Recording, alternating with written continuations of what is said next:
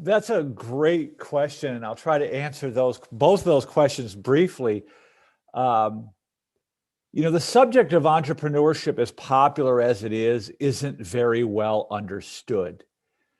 And most people think of it as a business discipline. And immediately, this sort of creates a bounded rationality about the entrepreneurial person, the entrepreneurial process. It sort of limits our ability to understand it. And so I think of entrepreneurship as the self-directed pursuit of opportunities to create value for others. And by creating value for others, we empower ourselves. So I think of it as sort of an altruistic paradox, if that makes any sense to you, right? It's sort of counterintuitive. Like we're all trying to get our own needs met. And it never occurs to us that, well, actually we get our own needs met by helping other people get their needs met.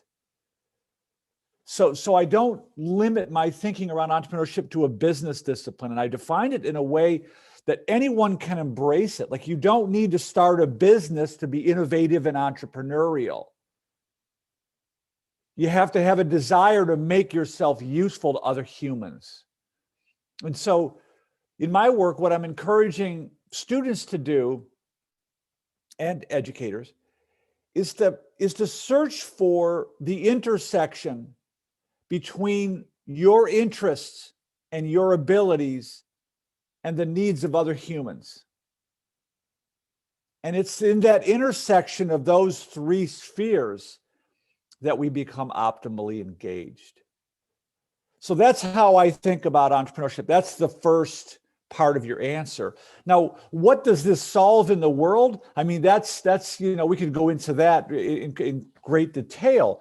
But, I'll suffice it to say that the world has changed in ways that now require everyone to think this way, right? The old model of someone else is going to tell me what is useful to other humans, and I'm going to fulfill a predetermined other directed role within an established organization, that's kind of out the window.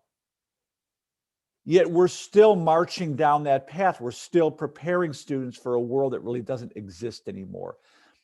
That's the big, meta of the problem that it solves in the world, if that makes any sense. Lots of people have, very expensive degrees, lots of education, very bright people.